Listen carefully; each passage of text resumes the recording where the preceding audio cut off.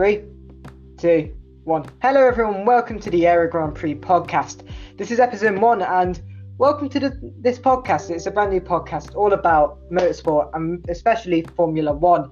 Now today we're going to be making our F1 2021 predictions. These predictions were made right before the Bahrain Grand Prix, and at the time making these predictions, Yuki Tsunoda hadn't been confirmed and neither had Sergio Perez been confirmed for Red Bull and AlphaTauri respectively.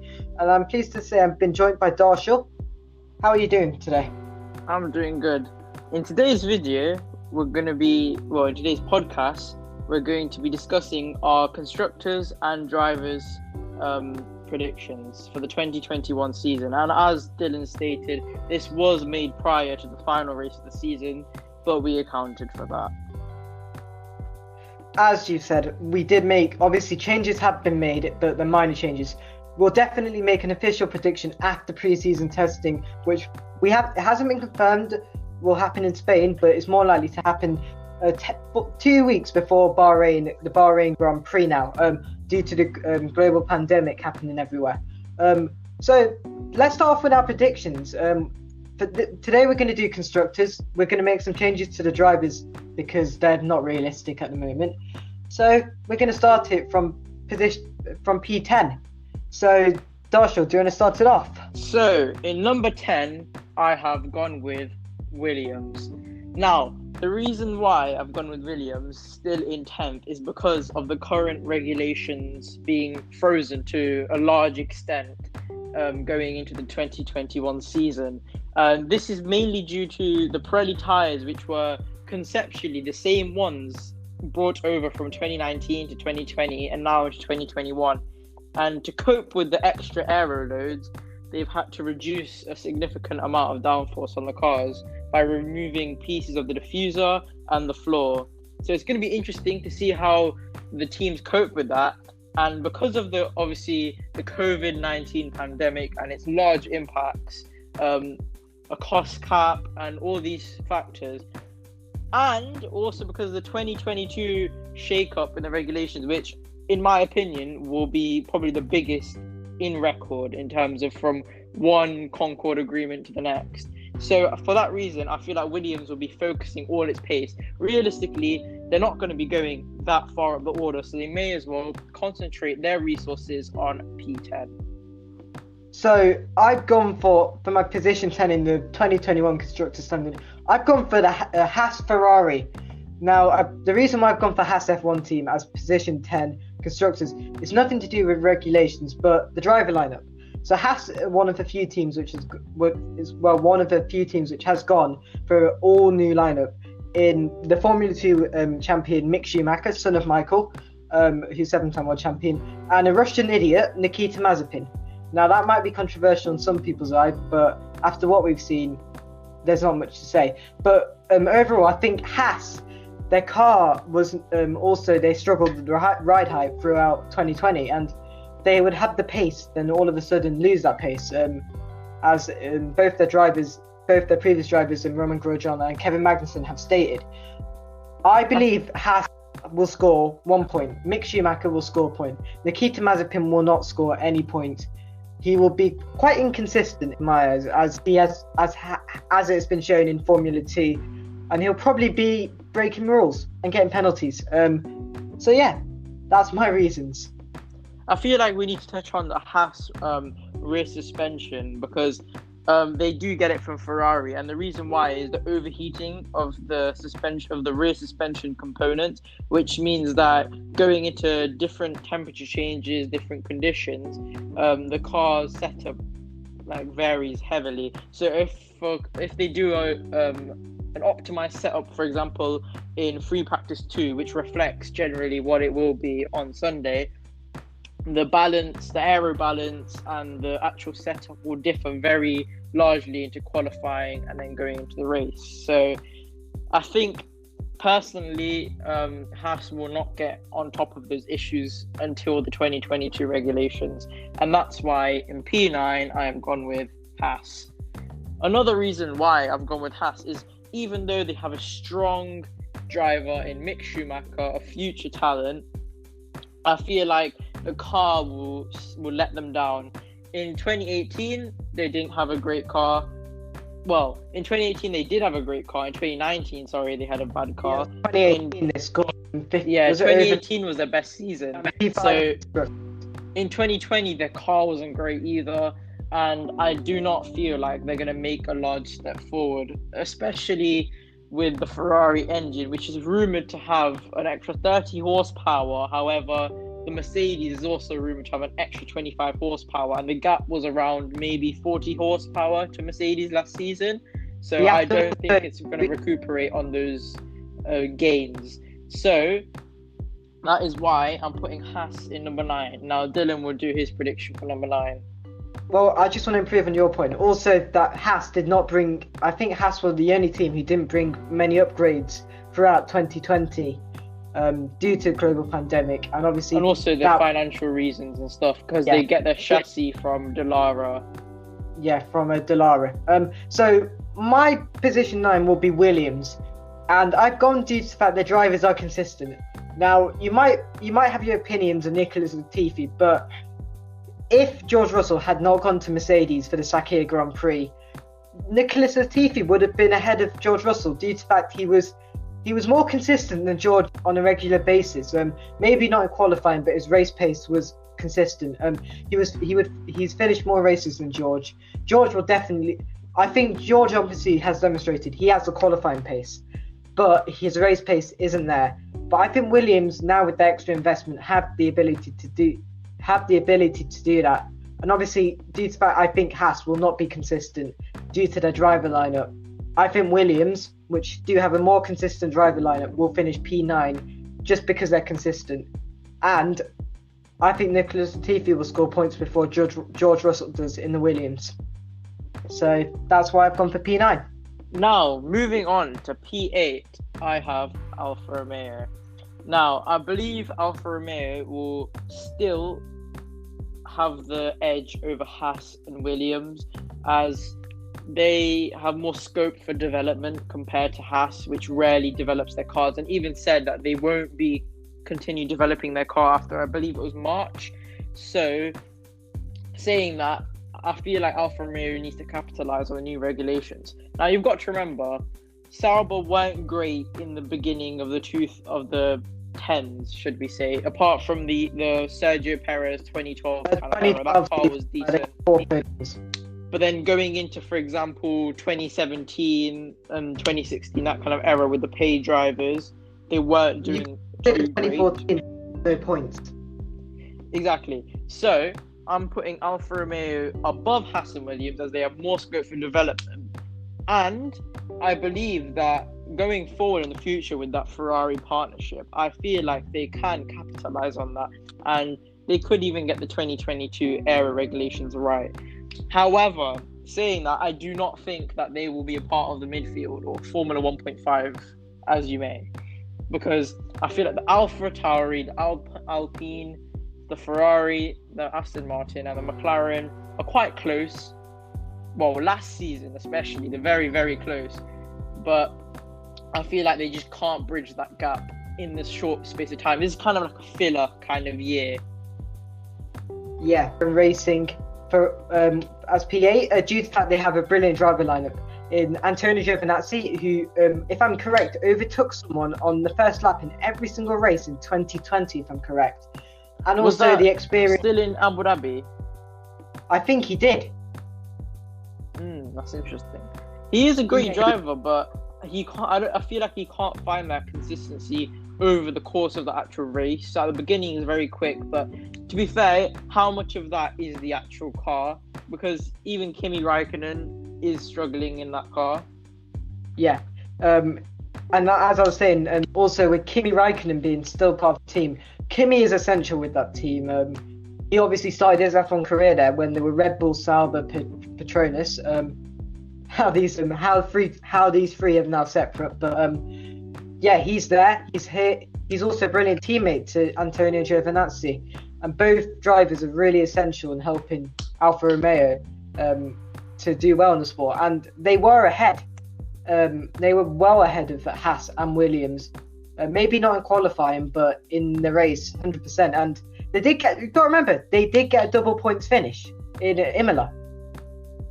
And I remember that. And you've got to remember, they did get into Q3 this year. They were in Q2 in a regular basis, I would say. And there was points where they were, for example, Spa, where they were quicker than Ferrari. But Alfa Romeo are much stronger than Haas and Williams. In a lot of ways, they Sauber, Alfa Romeo, they have the facility, they have the wind tunnel, which obviously at the moment will not be used. Yes, the Hinwil wind tunnel, one of the best in the world. You've got to remember, when they were owned by BMW, how successful they were. 2006, it took a while, but exactly. And then 2007, second in constructors, well, because of McLaren. But 2008, won a Grand Prix, won 2 in the Canadian Grand Prix on the podium consistently. What ruined them was BMW focused in 2009, but 2008 they were P3 in constructors. Obviously, 2009. But that was obviously due to the incredible financial backing of BMW. That also led to the downfall, and when they were obviously reborn by Peter Sauber. But overall, they are a strong team. They've always come back. You've got to remember, 2014 didn't score points. 2015 Australian Grand Prix, first race, finished P5 with Felipe Nasser, got 10 points. That's how a team can change within a year. So now in number 7, it's the outfit from Faenza in Italy. I've gone with AlphaTauri. Now, my reasons for going with AlphaTauri is I believe that their car is pretty strong, but they've made an interesting decision not to take on the 2020 Red Bull suspension, which I think could provide a huge benefit to them, which they have not taken. And also the fact that they have Tsunoda, which isn't proven in the team yet. I feel like he will be fast, but he doesn't have the experience. He's a rookie, so he needs time to develop and all that stuff. And for that factor, I don't believe that they'll be able to. I still think they're going to be a part of the midfield, but I don't think they'll be able to challenge the other teams in the midfield because other teams have really strong, solid lineup. You have got a point there. Obviously, Yuki Tsunoda coming in to replace Daniel Kvyat. Kvyat would have definitely drove had Yuki Tsunoda not finished P3 in the FIA Formula 2 Championship last year. I mean, there's no doubt that Yuki Tsunoda is a quick driver, and Gasly has proven he's a race winner in Monza. They are quick drivers, but obviously the consistency and the fact that an F1 is a team sport, so Gasly can't just carry the results at the beginning of the season. And don't forget, the midfield is so close that even 1 point can decide between millions of pounds. So that's why I feel like AlphaTauri is in 7th. So for my 7th, I've not gone for AlphaTauri, but I've gone for the rechristened Alpine team. Now, when I did make the prediction, I made it on political reasons because of Cyril and Fernando. But obviously, in the recent days, Cyril has left the team with immediate effect.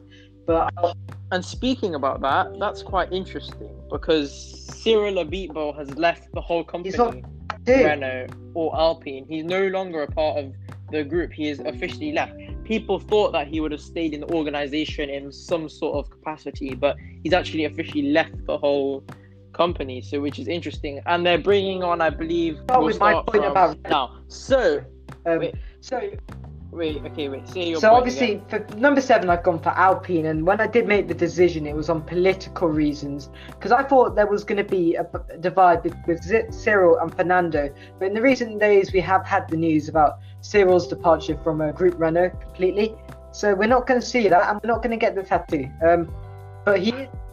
And what's interesting about that is that Cyril Abiteboul has officially left the Renault group. People thought that he would have stayed in some sort of official capacity, but instead he's actually left the whole company. And they brought in, as a part of CEO of Alpine, not official. I don't know if it's officially confirmed yet, but it's heavily rumored of Davide Brivio joining the Alpine group as a CEO, a sort of interim between. Transition between Alpine and Renault. I think he's going to become the CEO of the actual Alpine when I did group. make the decision, I do think Fernando and Esteban would clash a lot, but the only reason why I've gone for P7 is because I think the midfield battle this year is going to be a lot more tight than it was last year. Last year was very tight, but I think that I feel like it's going to be less dependent on the cars and more dependent on the drivers. It's going to be very tight. So this is why I've gone for Alpine. I think there's still going to be a lot of political decisions which are going to affect the team, as we know with Fernando Alonso. So yeah, that's why I've gone for Alpine. I'm not saying they're bad. I'm just saying there's going to be a lot of political factors involved this year. So yeah. Now, in number 6, I have gone with Dylan's number 7 prediction. I've gone with Alpine. Now, the reason I believe that they're going to be ahead of AlphaTauri is because, simply put, Renault have a better package than AlphaTauri currently, and they have a more solid lineup of seasoned veteran Fernando Alonso. We cannot forget that Fernando Alonso is in the top 10 greatest drivers of all time. And they have the young Esteban Ocon, which before his departure for a year, he was an incredible talent. Obviously, he had a few strange incidents, like the Brazil 2018 with a certain Dutchman. He's had a strange incident in the second corner, but I feel like he'll settle down because it's his third. Is it his fourth season, actually? Fourth season in Formula 1. Is it four? 2017, 2018. He started with Mana. Okay, so I feel like he'll be able to get to grips with the car. Plus, it's not changing heavily, and I feel like the pressure from Fernando will boost him. I do think, and I just feel like AlphaTauri do not have that lineup of Alonso and Ocon. They have Gasly, which is a great driver, but they don't have that reliability and dependability on the second driver, which they had with Kvyat, because they've gone with a rookie. And he has to obviously adjust to the car, and you can't expect like exact Gasly's performances straight off the bat, because obviously it's a new car. And I feel like you just can't afford that in this 2021 season when the gaps are that close. You can't afford that gardening kind of period, that like nursery period. But I believe Alpine will be at the bottom of the midfield scrap between Alpine, Ferrari, Aston Martin, and McLaren, and arguably AlphaTauri as well, because I just don't think they have the lineup or the car to beat the upcoming constructors. Now, I don't know if you've seen the news, but Kevin Magnussen has become a father. But it's that's interesting. 7 weeks early. I've gone for my P6 prediction. I have gone for AlphaTauri. Now, AlphaTauri every year always improving, and even though they've gone, I made this prediction because I was confident Kvyat was going to stay. But obviously, since he isn't staying now, I could change. But I believe Gasly will. I think Gasly this year will do a lot more better than he did last year. Obviously, they have Yuki Tsunoda as a rookie. I don't think first half of the year Yuki will need to adjust to it. But I think like Kvyat, towards the end of the season he'll show his form. And you've got to remember, Kvyat in 2020 was not consistent. The best result was P4 Imola, which to this day I think he should have been on the podium, but we can't dispute Kvyat's pace. I think people are quick to forget that he beat Ricciardo. I always say that. He is a great driver, but obviously that's not taking anything away from Gasly, because I feel like Gasly is a great driver, and he is I'm brilliant. I'm always biased to driver AlphaTauri. Not completely biased, but AlphaTauri, Toro Rosso, my favourite team. When they won in Monza, that was a moment you treasure, and I think it was an underdog story, because you've got to remember this team. It's once in a generation kind of story. Like we had it with the Vettel, the V8 era, and now obviously the V6 turbo hybrid era. And they got pole. I mean, one thing we forget now is that this V6 kind of formula obviously had a minor change with the aero updates in 2017. The fundamental era will be ending in this year. This will be the final year, and we'll get the ground effects, which have mighty downforce. And then I am so excited for the ground effect cars. Just looking at the renders and stuff, I've complete confidence in Formula One and their research, because the difference between this generation, the up and coming generation, and the previous one is that they've actually done their research. They've done with aero models, and obviously Ross Brawn with AlphaTauri, as I was saying, I think that'd be P6. They have rejected the upgrade from Red Bull, but I think that's a better option because that rear suspension was designed for Verstappen. That car was designed for Verstappen. As proven, well, not proven, but both drivers, both Albon and Gasly struggled with Verstappen's style. But I think AlphaTauri, Pierre Gasly, is now the official leader. He has won the battle between Alex Albon, in my eyes, because he's still in F1. So you have to take that into consideration, that Red Bull favour Pierre. Without a doubt. Not like Red Bull Racing, but Helmut Marko. He clearly favours Pierre Gasly. Yuki Tsunoda, every single year he's getting better. First time I heard of him was which was at the Power Grand Prix, in which Billy Monger won. Yuki was on the podium. Yuki is quick. I was watching Formula 2 throughout 2020, and he kept on improving race by race. And there was times, and there was like, he is one of the best drivers out there. He's every year improving. In his rookie season, P3, that is something amazing. I mean, I don't think he is one of the best out there yet. I don't think, because obviously I still believe that we have the Lewis, I think that era will die out. The Ricardos that are just different. I feel like they're different. I feel like they're different in a different league. In my eyes. They're in a different league. Like Leclerc, Verstappen. I consider Leclerc and Verstappen. They could be the greatest of all time. Different to Verstappen, Vettel. Like, I think it's the way they came into Formula One which I consider different. But overall, AlphaTauri I think will improve. I think Pierre will score majority of the points, and towards the end, Yuki will score more points later on. And I do think they'll get maybe 2 podiums. The race win obviously could happen. Anything can happen in this sport, as proven in 2020. So let's move on. Exactly. Okay, moving on to moving on to P5, we have Ferrari. Wait, no, cut that bit. Do the wrong one. Ferrari. Moving on to P5. Wait. Okay, start now.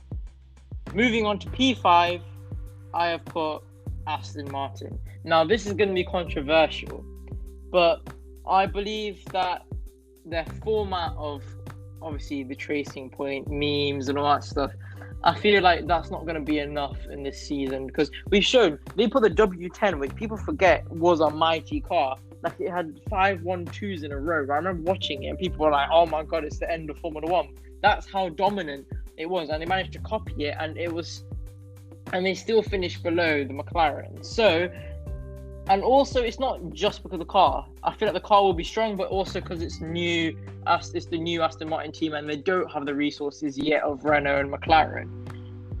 Also, obviously, a controversial topic: Lance Stroll.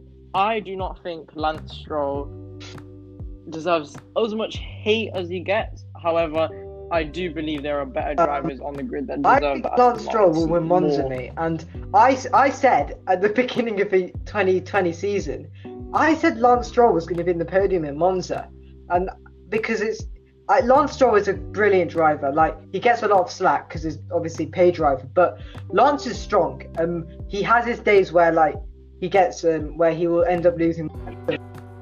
I mean, he's deserving of having an F1 drive, but I don't believe he's deserving enough to warrant axing Perez, Ocon, and who else was it? He didn't axe anyone else.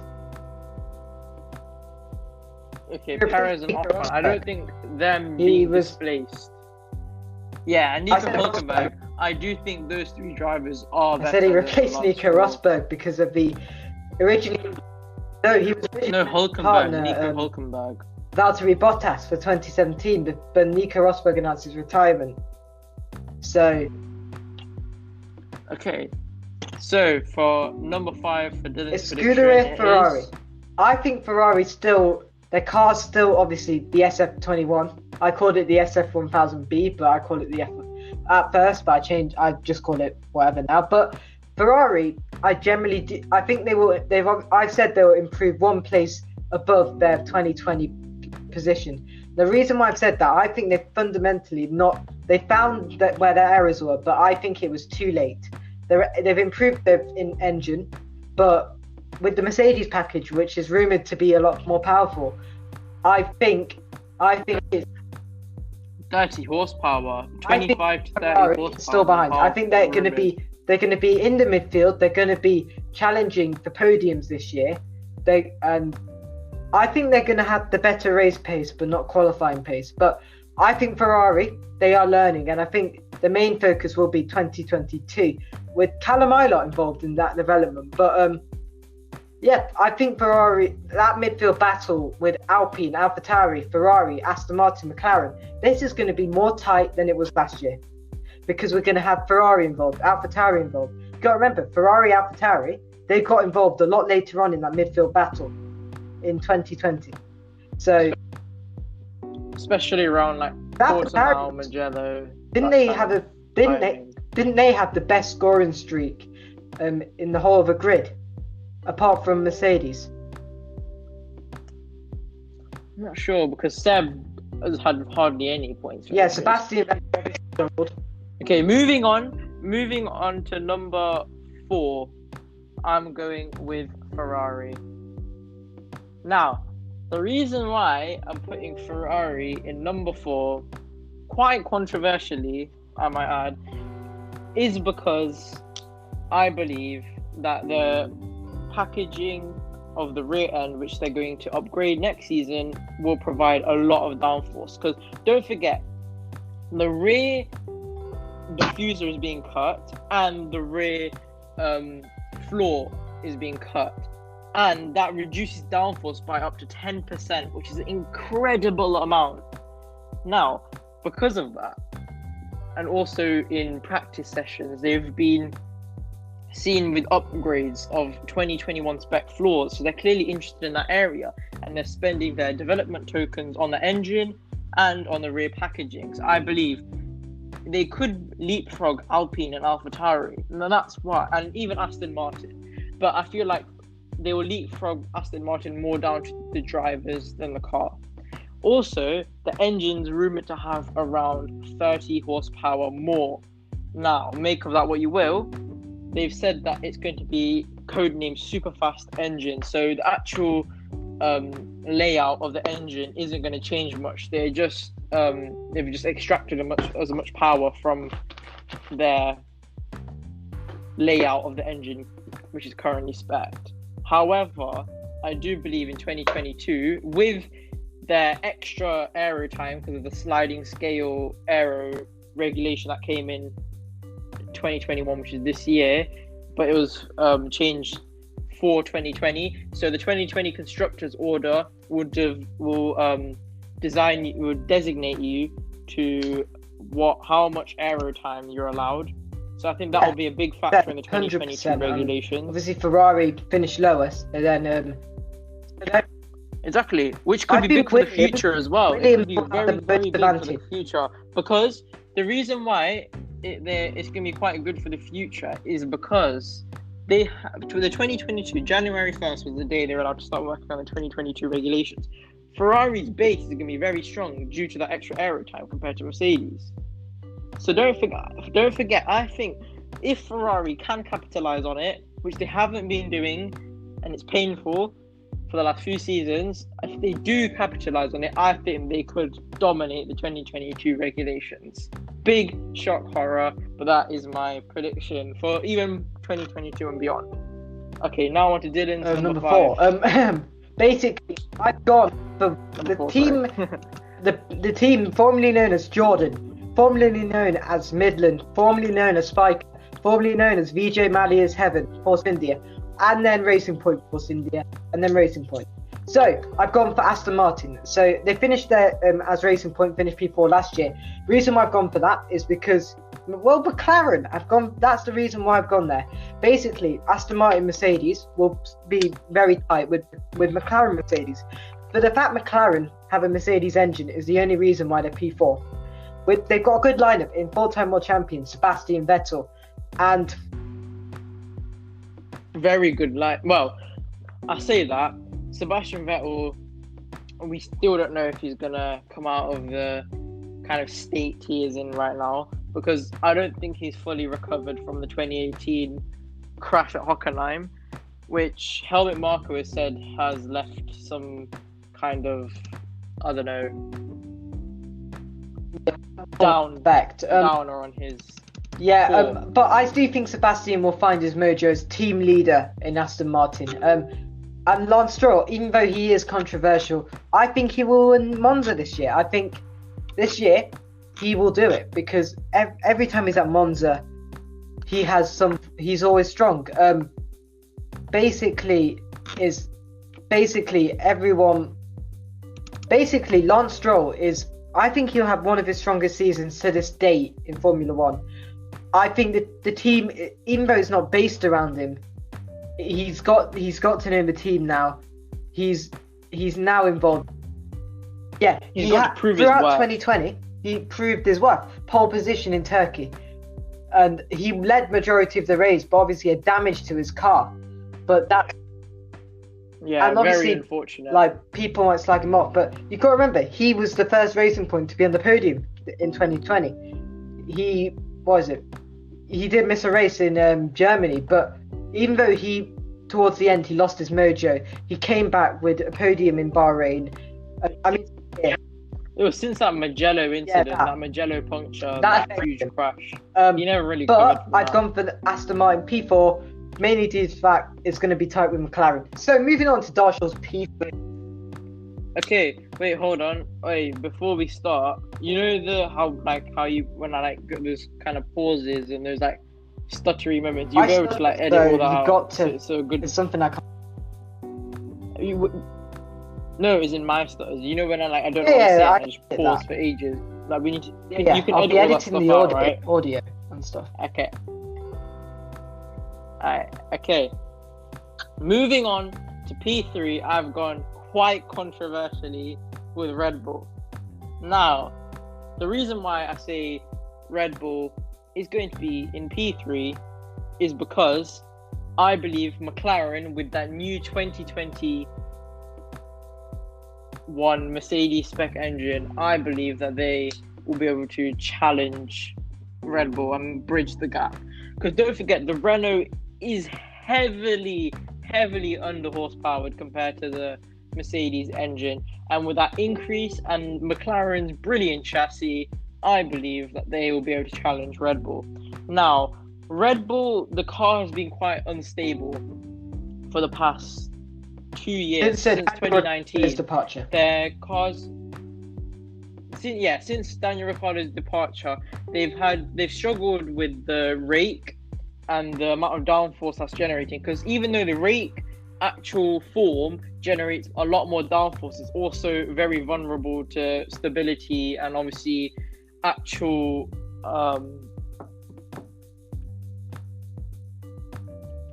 ride height changes, because the rake is very inconsistent in the amount of downforce delivery. That's why you've seen drivers like Albon and Gasly struggle. So personally, I think they're going to put their resources into 2022, because in 2021, I think they'll struggle at pre-season, or I think they'll realize that there's no point heavily developing that car and focusing on 2022. So that's why I believe McLaren. It's more so why Red Bull won't be in P2 rather than why McLaren are in P3. Right. Moving on to my P3, I've gone for the iconic combination of McLaren Mercedes. And the reason why I've gone for McLaren Mercedes is the Mercedes engine, and obviously the new lineup in Daniel Ricciardo and Lando Norris. But McLaren and Mercedes are back together. They're back together after being gone for quite a while, and it makes sense. They were together at the beginning of the turbo hybrid era, and they're going to be at the end of this regulation. They're still going to be together after a horrid time with Honda, which they failed to understand the concept, and then they ended up being exposed with their chassis when they moved to Renault Power. But they have since regrown, many management restructures, and well, they've just improved, they've changed the overall dynamic in that team. I think McLaren Mercedes will be ahead of they've got a Mercedes Power now. The chassis, we know they're good. P3 in Constructors last year, they're going to be ahead of Aston Martin, and without a doubt, McLaren Mercedes. I mean, if they are in P3, like you say, that would be 3 years in a row. That would be P3. I'm sorry, 2 years in a row. This is a bit of a really weird, bizarre confusion. Well, topic to bring up. But if they've got to remember, they had drivers number 3 and 4 now. So surely that means something. That would have been second in Constructors, but that is exactly. When was the last time we had 3 and 2 numbers together in the new number system? This must be the first time. It is. Yeah, it probably is. And also, Daniel Ricciardo, he's a proven race winner, and in the right car, he's a championship contender, even a world champion. He could be. Lando Norris, world champion, however, I'm not sure. If he'll be able to beat Daniel Ricciardo. Yeah, maybe in the future. I think McLaren will be tight this year. I've said that from the moment it got announced. I knew Mercedes engines were coming in. Mercedes and McLaren have such a special partnership. Even though they didn't bring as much success as they wanted, they were always challenging in some way. And obviously from the beginning when they took over from Sauber. But McLaren... And hopefully they have a silver and orange livery. It's probably not going to happen, but because they're on the entry list, they're McLaren F1 team. They're not McLaren Mercedes, as we all hoped it would be. But hopefully this year will be a best year, because McLaren know they have how to be competitive. They know the right thing to do in this era, and they've gone back to the most powerful engine on the grid at the moment. So let's move on to your P2, which is... Now for P2, I've quite obviously gone with McLaren. Now, I believe that Mercedes engine is enough to propel them into P2. Not only did they have one of the strongest lineups on the grid, I believe that Mercedes engine, with the 25 new horsepower on top, increasing the gap to the Renault engine, I believe they'll be able to decimate Red Bull. I don't think they're going to be on the level of Mercedes, and I do think they'll at least get 2 wins this season. That's my bold prediction. I think McLaren will get 2 wins this season. I think McLaren will get a win this year. Yeah, and McLaren, obviously, a team we all adore. We grew up with the McLaren Vodafone livery. McLaren are on their way to the top, and they're making the right decisions at the moment, which... Especially with their investment behind the scenes, they've secured a lot of investment. They've rediscovered their form, and their atmosphere is a lot more joyous than when it was back in the Ron Dennis days, where people were ordered to be really corporate. And I feel like they're moving away from that corporate personality. I'll give you a quote. Adrian Newey once said, when he was in McLaren, he changed the colour of his office from I think it was a grey colour to a colourful colour. Ron Dennis famously went purple because he hated the colour. Since then, McLaren are now racing in different colours. They're a lot more brighter, they're a lot more colourful than they were a few years ago under Ron Dennis, under Eric Boulier. So, and obviously the orange hinting back to the original McLaren colour, and also the colour of the McLaren automobile. Now, so my number 2 will be Red Bull Racing Honda, and the reason why I've gone for that is because I still think they are way ahead of McLaren, and also they have a better lineup. When we made this prediction, I still said P2, but Red Bull have a better lineup in a race winner of Sergio Perez and Max Verstappen, and Red Bull needed this lineup. They needed to go out of their Red Bull junior team, Red Bull program, and first driver since Mark Webber. And you've got to remember, success Webber had with Red Bull. Yeah, obviously Sergio Perez has worked with Christian Horner before when he was in his junior categories GP2 with Arden. So, yeah, it's gonna work. Max Verstappen wanted Sergio Perez as his teammate. Obviously, Sergio had his best year in 2020. He missed 2 races, still finished P4 in the Constructors, won the TheAeroGrandPrix after Mercedes made an error with the pit stop, which cost George Russell his maiden win. But overall, they've got a good car. Red Bull had more podiums than they did in 2019. Obviously, less points because less races, but they were strong. I believe they've got 2 drivers which will be able to be behind the Mercedes. And if the Mercedes makes a mistake, pick up the mistake, pick up the piece.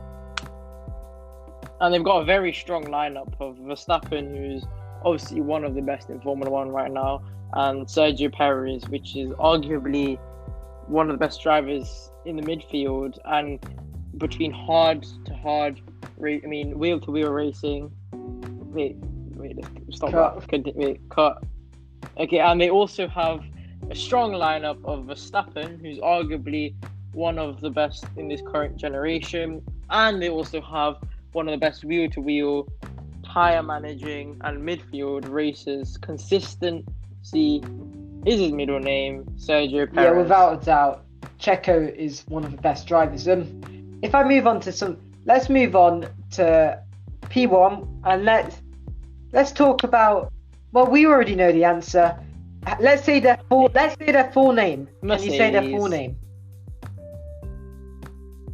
Mercedes AMG Yep. Petronas. Toto Wolff.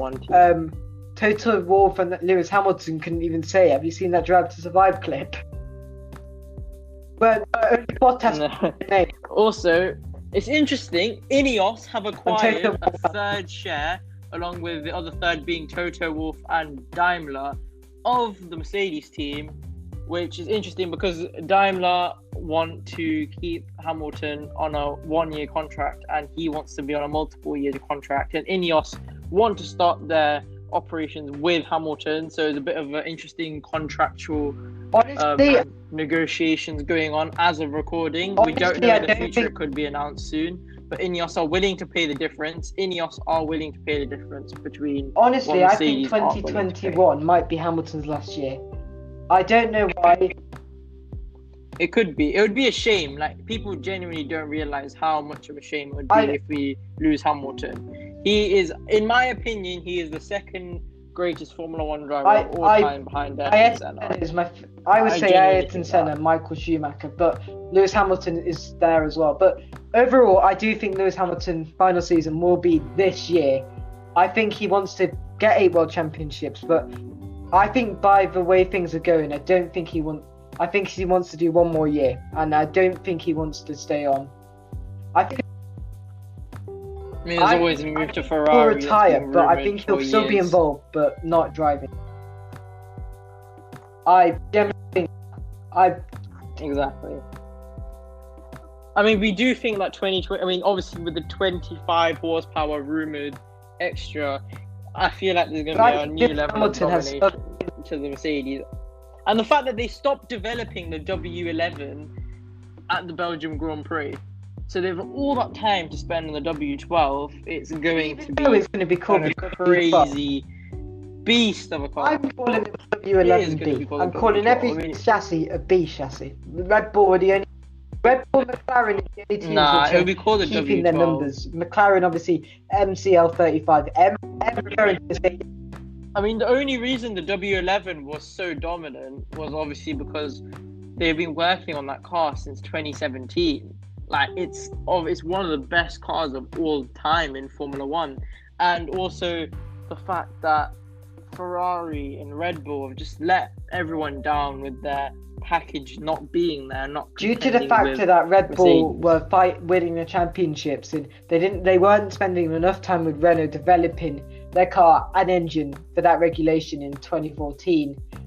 Obviously relates to that. Mercedes weren't dominating, but they were under Ross Brawn, and obviously Ross Brawn would have literally made them invest in this new regulation like he did with Brawn GP. Obviously Ross Brawn isn't really credited for Mercedes' success in the turbo hybrid era, but you've got deserves to be, but He he deserves is to be, credited though. to what he does now in creating these beautiful cars and ensuring everyone races. Exactly. Now, that was the AeroGP podcast. Make sure you Thank you for listening to this podcast. This is the first episode of what hopefully should be many different podcasts of season 1 of the AeroGP. Thank you for listening to my podcast and for Dylan and also helping organize this podcast. And thank you. Just like and subscribe and comments in the description. Follow us on social media. Join the Discord server. Yeah. And